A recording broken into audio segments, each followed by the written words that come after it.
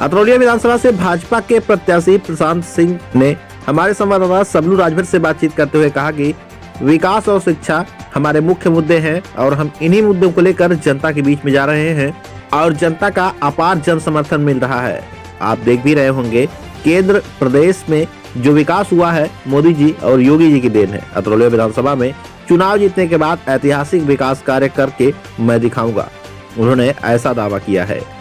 उन्होंने दावा किया है कि यदि मैं विधायक बनता हूं तो हर गांव को स्मार्ट विलेज बनाऊंगा और आप देखेंगे कि अतरौलिया विधानसभा उत्तर प्रदेश की सबसे अच्छी विधानसभा कहलाएगी। उन्होंने कहा कि केंद्र और उत्तर प्रदेश की सरकार ने कल्याणकारी योजनाओं से जनता को लाभ पहुंचाया। आज एक बार फिर जनता उत्तर प्रदेश में योगी जी की सरकार बनाने के लिए उत्साहित है, क्योंकि योगी जी की सरकार में गुंडा और माफिया जेल में है, जनता सुरक्षित है, गुंडा राज और माफिया राज का अंत हुआ है। आइए सुनाते हैं मीडिया से बातचीत के दौरान निषाद पार्टी गठबंधन के प्रत्याशी प्रशांत सिंह ने क्या कुछ कहा। आजमगढ़ से विनोद राजभर के साथ सबलू राजभर की रिपोर्ट। मुद्दे तो यहाँ पे हमारा मुद्दा तो देखिए शुरू से विकास का ही रहा है और शिक्षा का रहा है। जो हमारे यशस्वी प्रधानमंत्री माननीय नरेंद्र मोदी जी का, जो हमारे प्रदेश के मुख्यमंत्री माननीय योगी जी का एक ही मुद्दा है हमारे यहाँ, विकास और शिक्षा। और मेरा भी वही मुद्दा है। उन्होंने मुझे इसी के लिए भेजा है यहाँ पे कि मैं अपने लोगों में जाऊँ जो यहाँ 35 साल से जो यहाँ विकास की एक कमी थी और हमारे एक परिवारवाद का यहाँ विकास था, उस परिवारवाद को तोड़ने के लिए उन्होंने मुझे यहाँ भेजा है और जाके सिर्फ विकास का मुद्दा मुझे विकास करेगा। और मेरा एक ही काम रहेगा इस 5 साल में, सिर्फ विकास करना।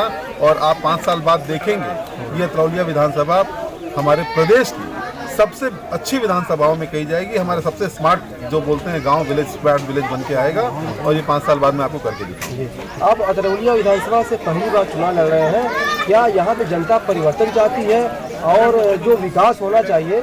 हमने देखा, हम कई गांव में हम गए जो अतरौलिया में और जनता के बीच में गए, जो गरीब हैं, पिछड़े हुए हैं, दलित हैं, बैकवर्ड, सबके बीच में चुनावी दंगल दिखाया हमने, लेकिन कहीं विकास दिखाई नहीं दे रहा है। देखिए ये तो आप खुद ही जब कह रहे हैं विकास नहीं दिखाई दे रहा है तो आपको खुद ही यकीन हो गया होगा। गांव में गए होंगे आप, हमारे भाइयों के बीच में गए होंगे, लोग आज कैसे रह रहे हैं, किस समस्याओं से ग्रसित हैं। ये हमारे पूर्व जो हमारे इस समय के विधायक हैं उनको कोई मतलब नहीं है। वो एक परिवारवाद की राजनीति की है। उनके पिताजी मंत्री रहे हैं और उन्होंने अपने बेटे को वापस से विधायक बना दिया है, तो वो लोग ऐशो आराम वाले लोग हैं। उनको जनता से कोई मतलब नहीं है, उनकी जनता की समस्याओं से कोई मतलब नहीं है, उनको कोई मतलब नहीं है। वो 5 साल 4 साल आराम करते हैं, लखनऊ दिल्ली और विदेशों में बिताते हैं और जब चुनाव का समय आता है तो माननीय हमारे मंत्री बलराम जी और उनके सुपुत्र दोनों लोग आके तिकड़म से और उस तरह से चुनाव जीतते हैं और लोगों को वापस से घपले करने का काम करते हैं। अच्छा, जिस तरह से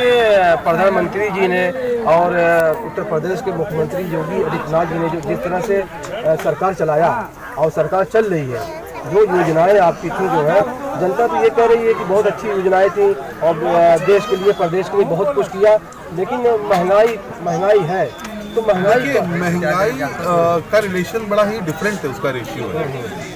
अगर आप जीडीपी से तोलेंगे, रेशियो में लेंगे तो देखिए महंगाई समय के अनुसार, अब आप आज बात करेंगे तो 1950 में जो वैल्यू थी वो सन 2000 में नहीं थी, 2000 से तो ये महंगाई एक रेशियो है और उसी के अकॉर्डिंग मनी के मुद्रा की वैल्यू भी बढ़ रही है। ऐसा नहीं है आज, पहले हमारे यहाँ भुखमरी भी होती थी, आज बताइए कौन सी जगह पे है। जब से हमारे यशस्वी नरेंद्र मोदी जी आए हैं या माननीय मुख्यमंत्री योगी जी आए हैं, आप देखिए प्रदेश में एक एक घर में एक एक किसान को, एक एक हमारे कार्यकर्ताओं को, एक एक किसी भी हमारा कोई भी हमारी आदमी हो, सबको यहाँ पे मुफ्त राशन, मुफ्त शिक्षा, बच्चों के लिए मिड डे मील, कन्याधन और आवास की योजना। कोई ऐसी योजना नहीं है जो आप देखिए हर व्यक्ति, चाहे उसके पास एक बिस्सा खेत भी हो, उसके खाते में भी 2000 रुपये देने का काम हमारी भारतीय जनता पार्टी कर रही है और अब वो निधि बढ़ा के 4000 रुपये कर रही है। भारतीय जनता पार्टी की सरकार में सुप्रीम कोर्ट का फैसला आया और राम मंदिर के निर्माण के तमाम रास्ते, तमाम रुकावटें दूर हो गई। क्या इसका भी असर रहेगा चुनाव? देखिए चुनाव में असर रहेगा। जनता ये जानती है कि भारतीय जनता पार्टी मात्र एक ऐसी पार्टी है जिसको राष्ट्रवाद से मतलब है, जिसको समाज से मतलब है, जिसको परिवार से कोई मतलब नहीं है।